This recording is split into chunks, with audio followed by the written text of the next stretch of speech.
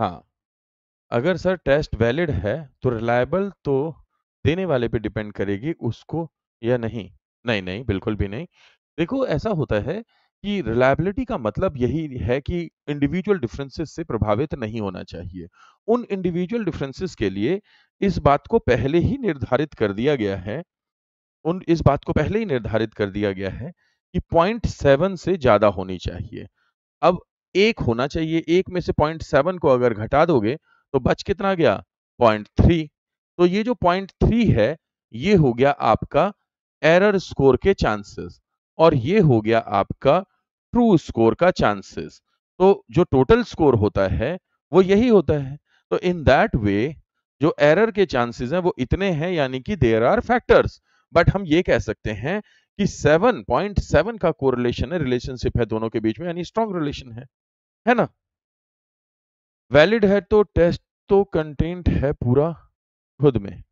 नहीं, वैलिड है, test valid है। अगर टेस्ट वैलिड है तो रिलायबल है ही, लेकिन अगर रिलायबल है तो जरूरी नहीं कि वैलिड हो।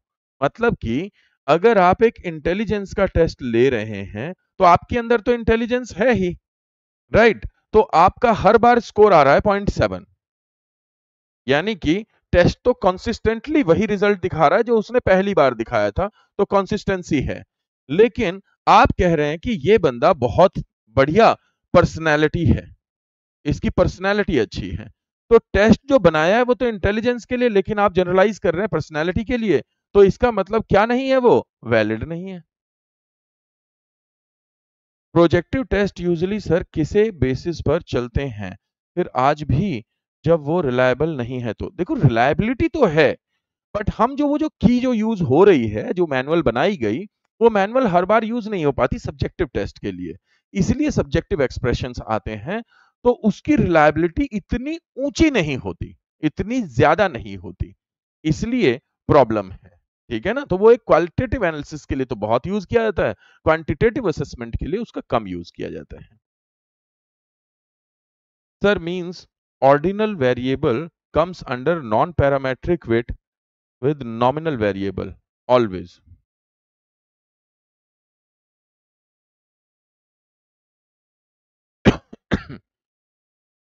ऑर्डिनल को नॉन पैरामेट्रिक में रखा जाता है, ये बिल्कुल सही बात है। बट ऑर्डिनल का इस्तेमाल पैरामेट्रिक में भी हो सकता है, लेकिन ऑर्डिनल के अलावा आप उसको नॉन पैरामेट्रिक में नहीं रख सकते, क्योंकि मीडियन जो है वो ऑर्डिनल स्केल में लागू होता है।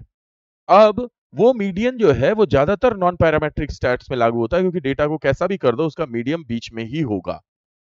That is the thing. तो yes, your point is right. As far as you say always, तो इसको दूसरे साइड से जरूर समझ लेना, कहूंगा कि अदर वे राउंड ठीक नहीं होगी बात। कैपा पैरामेट्रिक है या नॉन पैरामेट्रिक में है? देखो कैपा स्टैट्स जो है, कोहेंस कैपा, वो जनरली उस वक्त रखा जाता है जब इंटर रेटर रिलायबिलिटी को देखा जाता है। और इंटर रेटर रिलायबिलिटी को देखने के लिए जब हम कोहेन कैपा को रखते हैं तो वो किसी टेस्ट की डायरेक्ट रिलायबिलिटी को नहीं देख रहा, बल्कि दो टेस्टर के बीच में कंपैरिजन कर रहा है 1 to 10 के स्कोर पे। तो इसलिए इसको नॉन पैरामेट्रिक और पैरामेट्रिक दोनों स्टैट्स में जब हम पियर्सन या स्पीयरमैन लगा रहे हैं तब दोनों में से किसी भी केस में लगा सकते हैं।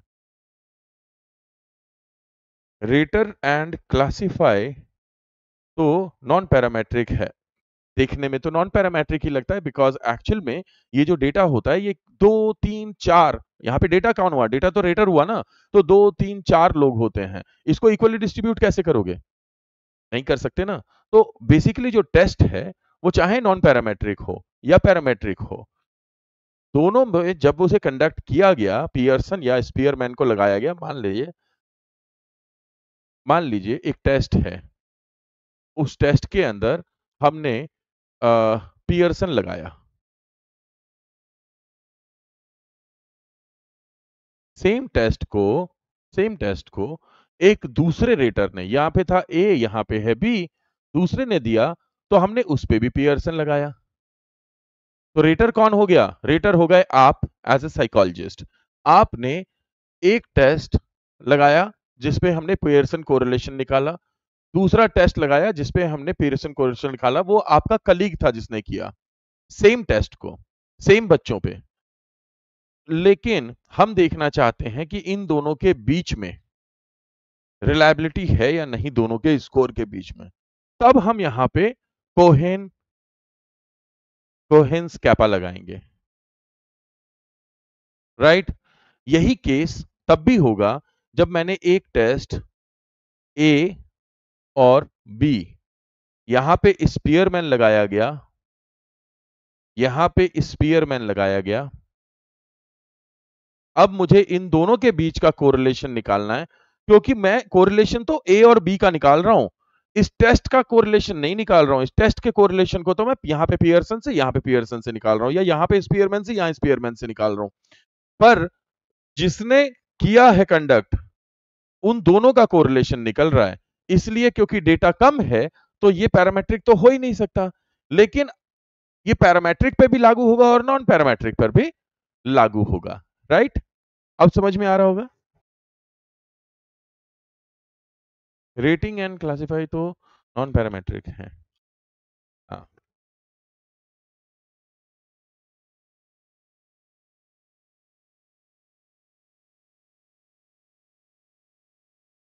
तो हम रिसर्च में रिव्यू लिटरेचर यूज करते हैं और रिजल्ट्स तो वो रिलायबल एंड वैलिड होंगे ऑलवेज।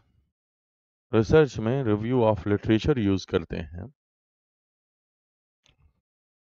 मजेदार। अब एक बात करते हैं, देखो मैंने एक रिसर्च किया, ये रिसर्च किया मैंने, ठीक। सेम रिसर्च एक दूसरे व्यक्ति ने किया, सिमिलर रिसर्च। अब एक और व्यक्ति है जो कि एक रिसर्च करना चाह रहा है, राइट। अब ये जो रिसर्च है ये उस रिसर्च से मिलती जुलती है, तो उसने क्या किया, मेरा डेटा और एक दूसरे रिसर्चर के डेटा दोनों का एलआर में इस्तेमाल किया अपनी रिसर्च में, राइट। लेकिन मैंने जो एक टेस्ट लगाया था उसकी रिलायबिलिटी लो थी, इसने जो लगाया था इसकी रिलायबिलिटी हाई थी, तो इन दोनों की रिलायबिलिटी का इस पर प्रभाव पड़ेगा, राइट। क्योंकि हम टोटल लिटरेचर रिव्यू में इसको कोट कर रहे हैं, इसलिए इसका प्रभाव पड़ेगा। तो हमें क्या करना चाहिए कि मेरे वाले काम की रिलायबिलिटी अगर कम थी तो मुझे ये वाला लिटरेचर रिव्यू नहीं रखना चाहिए।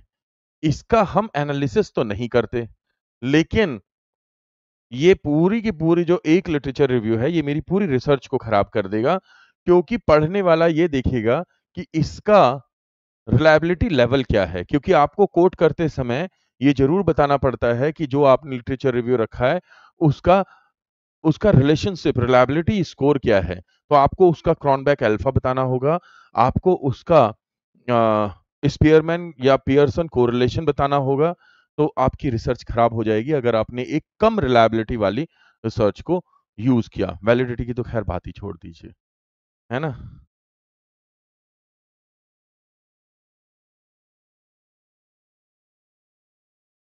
ये सब तो कुछ डिफिकल्ट लग रहा है, ऑब्वियसली डिफिकल्ट लगेगा।